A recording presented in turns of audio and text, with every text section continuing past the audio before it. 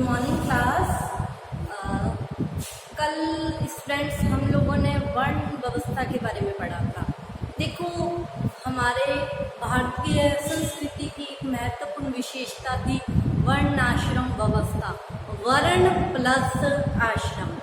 भारतीय संस्कृति ने अपने जो सामाजिक संगठन बनाया था उसमें वर्णाश्रम व्यवस्था का प्रतिपादन किया गया था।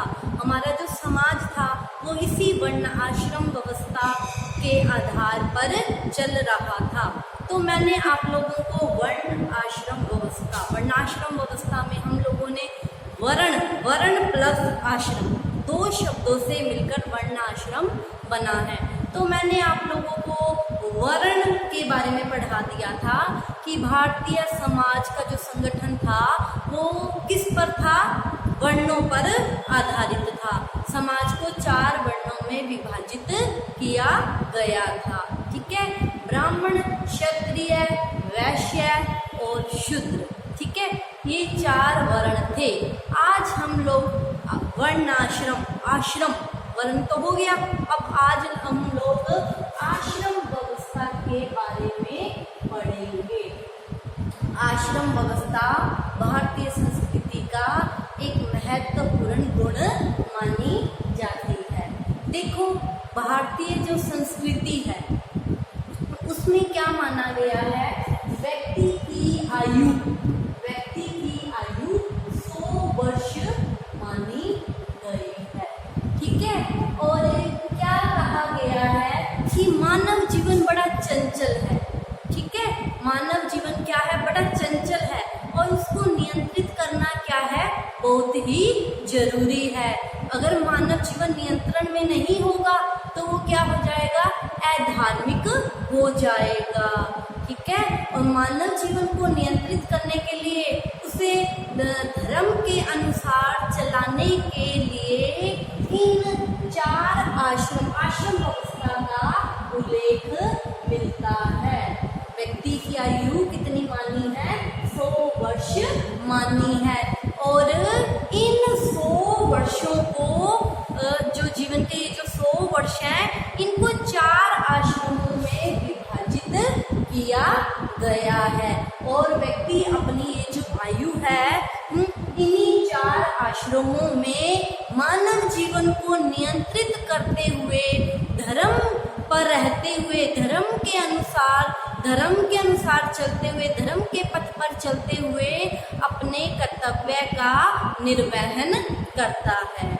देखो, भारतीय संस्कृति एक ऐसी संस्कृति है जो इहलोक में भी विश्वास करती है और परलोक में भी विश्वास करती है।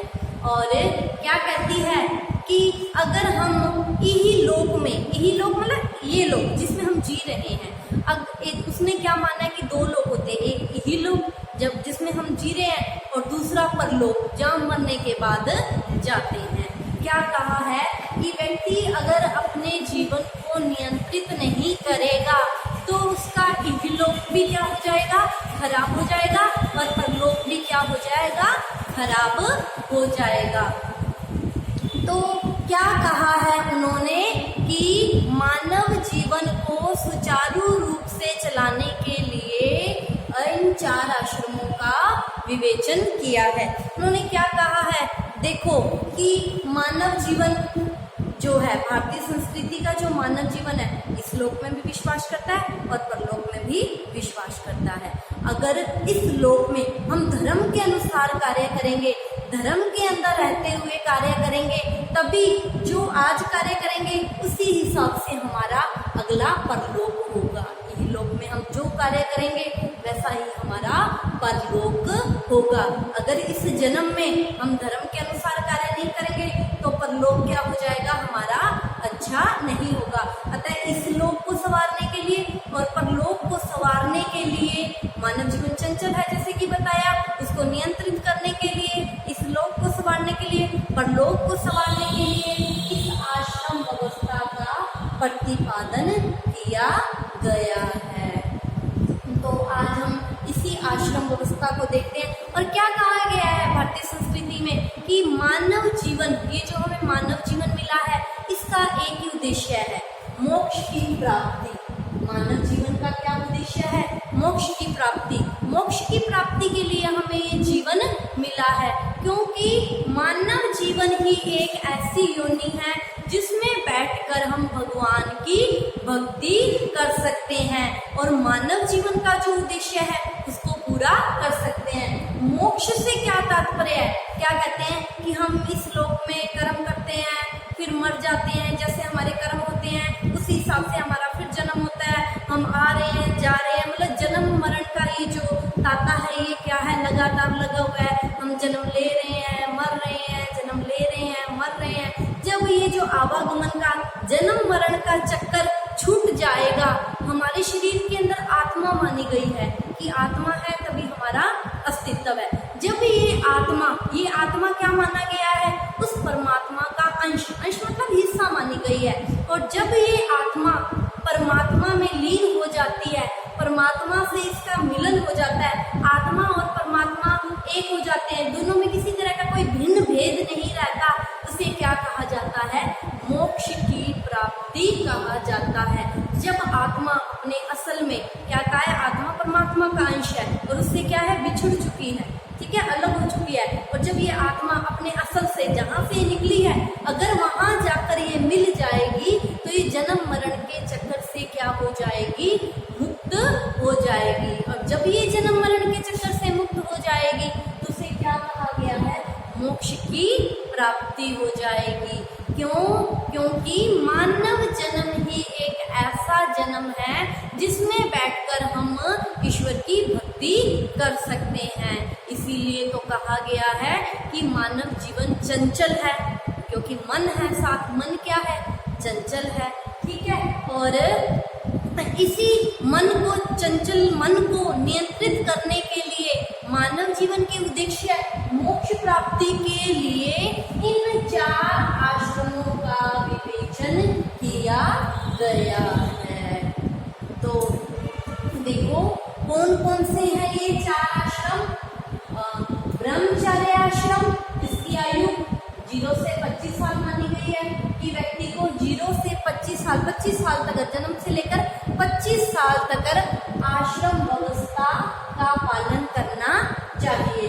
उसके बाद 25 से 50 तक गृहस्थ आश्रम का पालन करना चाहिए और 50 से 75 वानप्रस्थ आश्रम का पालन करना चाहिए और 75 से 100 आगे जो भी है 2-3 साल जो भी बढ़े उसमें क्या है कि संन्यास आश्रम का पालन करना चाहिए।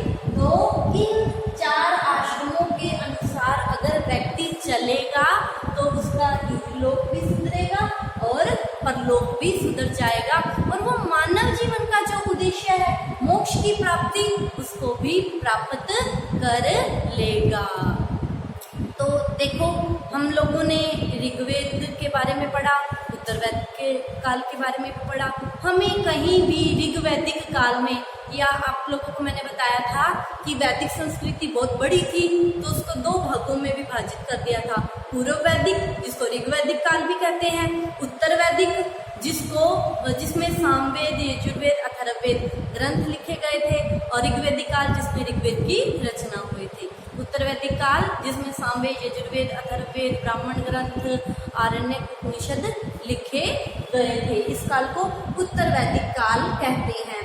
देखो ऋग्वैदिक जो काल है उसमें हमें कहीं भी आश्रम व्यवस्था का उल्लेख नहीं मिलता है।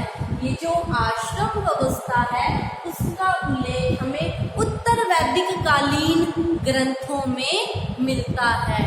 अतः ये माना गया है कि जो उत्तर वैदिक काल है इसी काल में आश्रम व्यवस्था की उत्पत्ति हुई थी और मानव की आयु को 100 वर्ष मानकर उसे 4 आश्रमों में विभाजित किया गया था।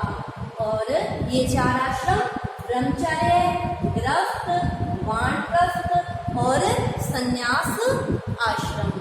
क्यों? क्योंकि इन्हीं आश्रमों का अगर व्यक्ति पालन करेगा तो वो अपने धर्म के अनुसार मन को नियंत्रित करते हुए कार्य करेगा और अपने जीवन के लक्ष्य मोक्ष प्राप्ति को पा सकता है।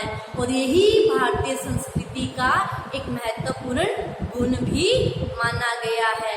क्या कहा गया है भारतीय संस्कृति में कि व्यक्ति का जन्म ही किसके लिए हुआ है? मोक्ष प्राप्ति के लिए हुआ है, ताकि ये जो आवागमन का जो चक्कर है, आवागमन का जो सिलसिला है, जन्म मरण का जो चक्कर है, उससे व्यक्ति क्या पा सके? मुक्ति पा सके, जिसे मोक्ष कहा गया है।